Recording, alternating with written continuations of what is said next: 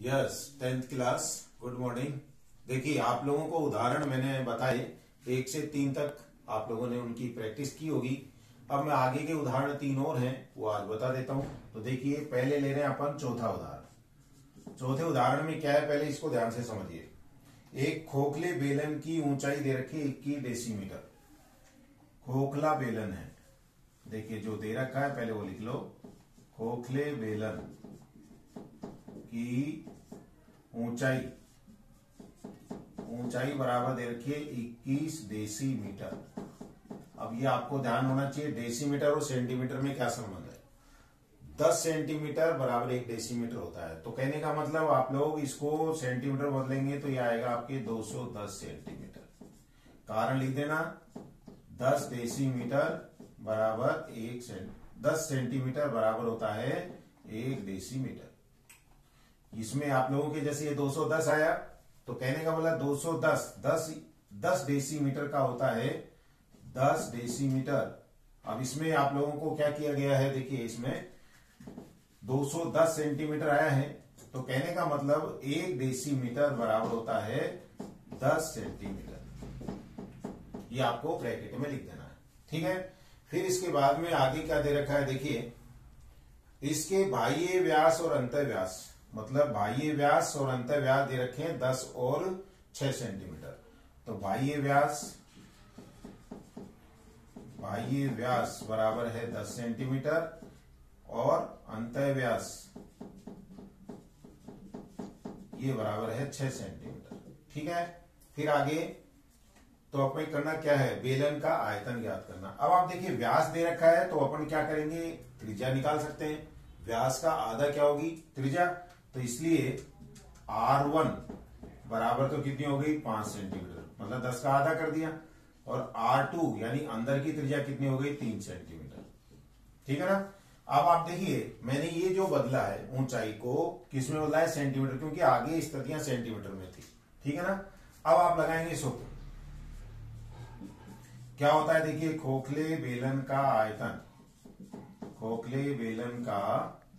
आयतन ये बराबर होता है पाई ब्रैकेट में R1 square minus R2 square into H। अब पाई का मान देखिए, पाई का मान अगर दे रखा हो तो इसमें से लिख लीजिए, नहीं तो आप लोगों को डायरेक्ट करना है। तो पाई का मान होता है 22/7, क्योंकि इसमें मान दे ही नहीं रखा। बाहर की त्रिज्या कितनी दे रखी है 5, तो 5 का वर्ग माइनस 3 का वर्ग और ऊंचाई आपकी आ गई 210। अब 7 का भाग जा रहा है किसके अंदर, 210 में, तो कितने बार 7 × 21 तो 30 आ गए।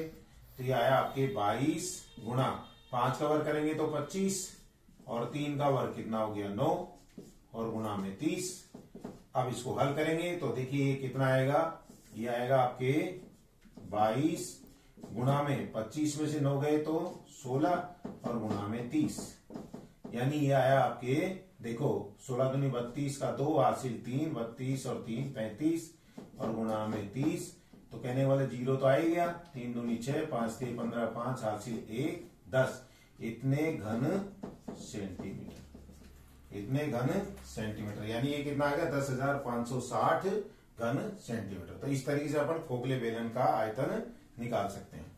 इसके बाद ये हो गया आपके उदाहरण नंबर 4। मतलब क्या था, इसके अंदर डेसीमीटर जो है उसको सेंटीमीटर बदलना है, बाकी आपको सूत्र लगा के हल करना है।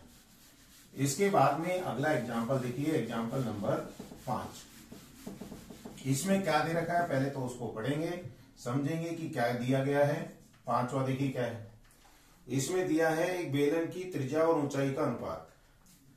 त्रिज्या अनुपात ऊंचाई, इन दोनों का अनुपात अपने को दे रखा है कितना, ये दे रखा है आपके 1:3, ठीक है। और फिर आगे क्या दिया, और बेलन का आयतन जो है वो दे रखा है 3234।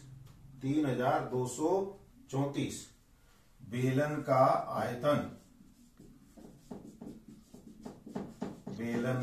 आयतन ये दे रखा है आप लोगों के 3234 सेंटीमीटर क्यूब, ये आपको दे रखा है। अब आप देखिए क्या करेंगे, अपने को पूछा क्या इसने, तो पूछा है इसने बेलन का संपूर्ण पृष्ठीय क्षेत्रफल ज्ञात करो। संपूर्ण पृष्ठीय क्षेत्रफल ज्ञात करना है। तो देखिए अब सबसे पहले तो अपने को त्रिज्या और ऊंचाई निकालनी है। तो क्या करेंगे, देखो माना त्रिज्या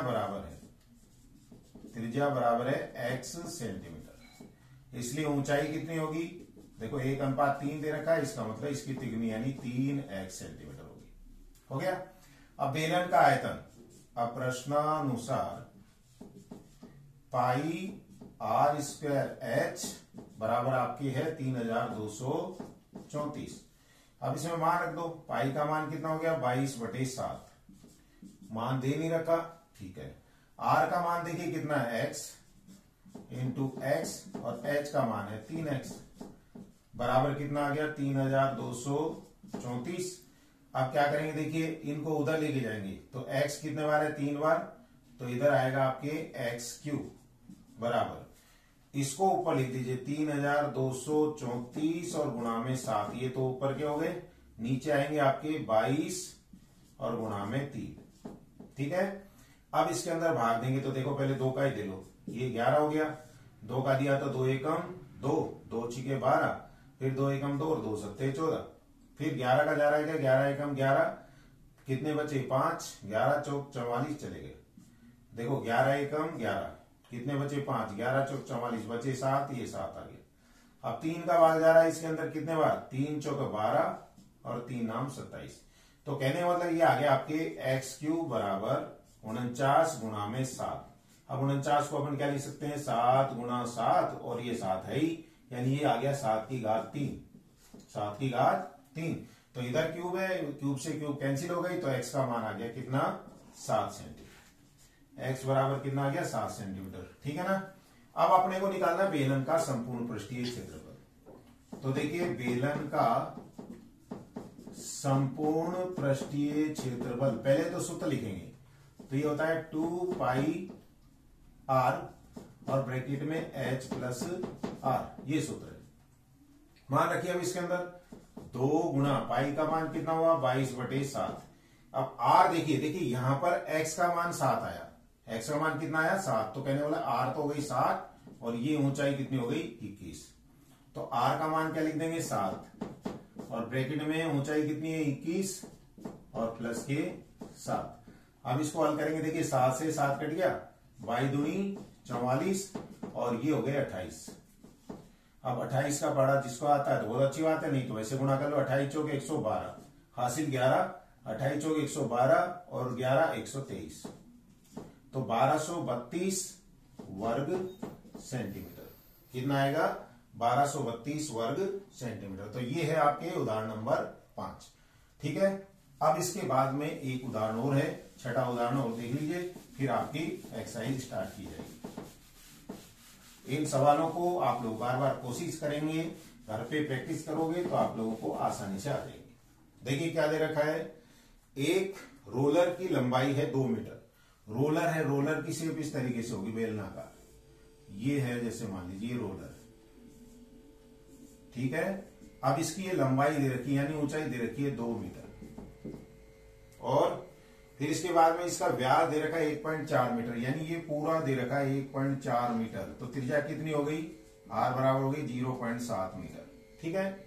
फिर इसके बाद में ज्ञात कीजिए 5 चक्कर लगाने में रोलर कितना क्षेत्र समतल करेगा। देखिए इसको अगर हम जैसे इसको घुमाते हैं, घुमाएंगे तो इसका कौन सा पृष्ठ घूमेगा, वक्र पृष्ठ। वक्र पृष्ठ का मतलब एक चक्कर में तय की दूरी का मतलब वक्र पृष्ठ का क्षेत्रफल, ठीक है ना। तो 5 चक्कर की पूछिए। तो देखिए आप लोगों को यहाँ क्या क्या दे रखा है, यहाँ r का मान है 0.7 मीटर और h बराबर है 2 मीटर। तो आप लोगों को क्या निकालना है, क्योंकि एक चक्कर में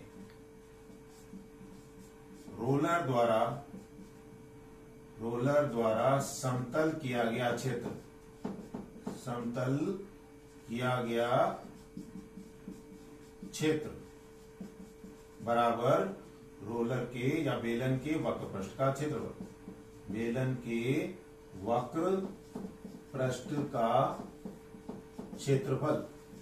अब आप देखिए यहां पर बेलन के वक्र पृष्ठ का क्षेत्रफल क्या होता है 2 पाई RH, 2 पाई RH। अब इसमें मान रख दीजिए, तो मान रखेंगे तो देखिए ये बराबर आएगा 2 गुणा पाई का मान हो गया 22/7, आर का मान कितना है 0.7 और एच का मान है आपके पास में 2। पॉइंट हटाएंगे तो नीचे 10 आ जाएंगे, 7 से 7 कट गया। अब देखिए इसको गुणा करो, 22 दूनी 44 दूनी 88, 88 बटा में 10 यानी कि आया आपके 8.8 वर्ग मीटर।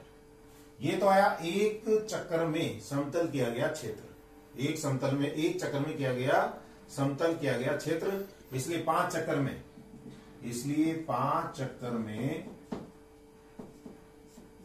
समतल किया गया क्षेत्र। 5 इसने किसने पूछा है, 5 चक्कर में पूछा है, तो 5 चक्कर में समतल किया गया क्षेत्र बराबर कितना आएगा देखिए 8.8 को किससे गुणा कर देंगे 5 से, तो ये आएगा देखिए 8 पंजे 40, 80 4, 8 पंजे 40 से 4 44, तो कितने वर्ग मीटर आ गया 44 वर्ग मीटर। तो इस तरीके से आप लोगों के एग्जाम्पल खत्म। ठीक है, कल आपकी एक्सरसाइज शुरू की जाएगी, तो आप लोग इनकी प्रैक्टिस करना। Thank you.